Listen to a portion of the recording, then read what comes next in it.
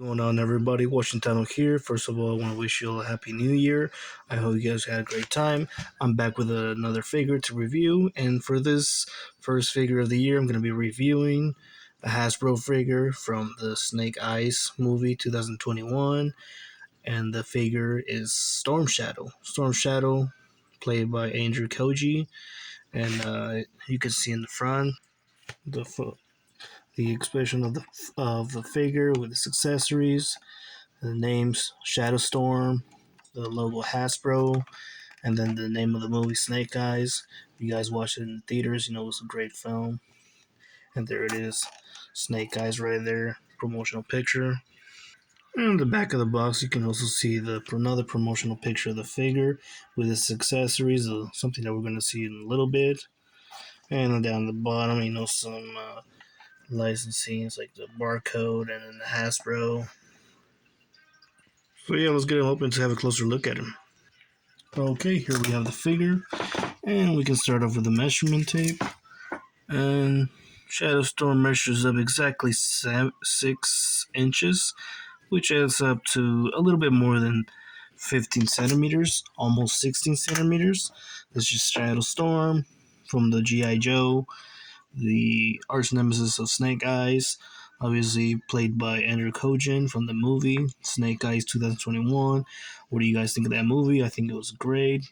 Hasbro did okay, on the details, like the whole figure is just two colors, which is just white and gray, and a little bit of red on the back side too. Everything's all basically white. You got some rubber plastics on this area here, so makes it good so that way it doesn't limit any articulation for the figure. I like how he's got two gripping hands, which is good for the accessories that he comes included. That's what we're going to see in a little bit right now. The eyes seems to be, yeah, nicely sculpted, good paint job, and he looks too clean. Maybe a little dry brush would have been great, but it was a $10 figure. I mean, can't have too much expectations, and it's a pretty nice figure. It's articulated, and we got accessories, and for $10, to me that's a great price. Yeah, for articulation, for accessories, he comes with his bow and arrow. Obviously, he's got that peg right there, so you can peg him right next to his back, right in there. And then you just peg that right in there. And the same thing with his swords. He's got that peg. You can just swap that instead of the bone arrow. You just have his katanas in there, carrying around like a true ninja. And he's got this part right here we can just turn. Yeah, kind of one of those old school figures I used to play with, when we were younger. And the thing that really sucks about it's just the bows are just, the arrows are just molded in there. None of them can come out. It would have been cool how you could just place it into his other hand, like he was using the bow and arrow. But yeah, the bow can be used in his right hand just as well as his left hand. Good thing they gave us those two gripping hands. And of course, both of his swords can come out, and he can also place them in both of his hands.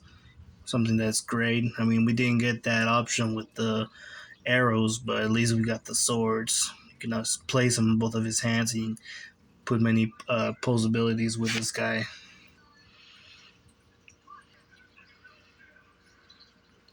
Also, the swords are, both of them are really soft plastic. You can actually bend them and try to be real careful not to force them too much. And they're also a single color too. You can see a little bit of molding in there. And yeah, really fragile plastic, so try to be careful not to force it. For articulation, Shadowstorm, his head's on a ball joint. Obviously, you can turn left and right. For range, we're looking at very limited, almost to nothing. And maybe do a little tilt side to side, very limited too. And he's got good extensions on the arms, which is great, acceptable. You can do a full 360 on both of the arms. no limitations because no shoulder pads, which is great.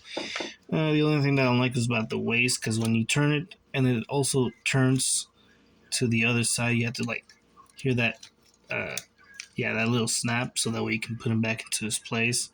Yeah, because then it's gonna be turning this way, and yeah, that's the only thing I don't like about it. But at least you got that ball joint on the shoulder, can hinge and swivel, and the wrist, no articulation, sucks. But at least he got the articulation on the elbow. He's got ball joints on the legs, can do a good split, and he's got a kicking range, very limited because of this piece right here. This rubber piece still limits it a little bit. And obviously, he's got a single articulation on the knee, no articulation on the feet, and he's got peg holes. For comparison size, here you have him with a 6.5 Batman from DC Collectibles and a 6-inch Batman from Mattel. From Marvel Legends, here you have him with a Cyclops 6.5 figure and with a Wolverine 5-inch and a half. They almost seem the same height. Wolverine and Storm Shadow, sorry. Two 6-inch and a half DBZ figures from Dragon Stars. 7-inch Dutch figure and a 7-inch Ellen Ripley, both figures from NECA. Two 9-inch Xenomorphs from NECA. And two 8-inch Predator figures from NECA.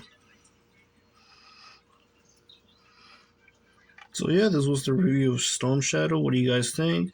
I mean, did you guys enjoy the movie? Let me know in the comments. Happy New Year, you guys. And this year we're going to be reviewing more figures. And hope you like it. Leave it a like. Subscribe if you're new. And I'll see you next time.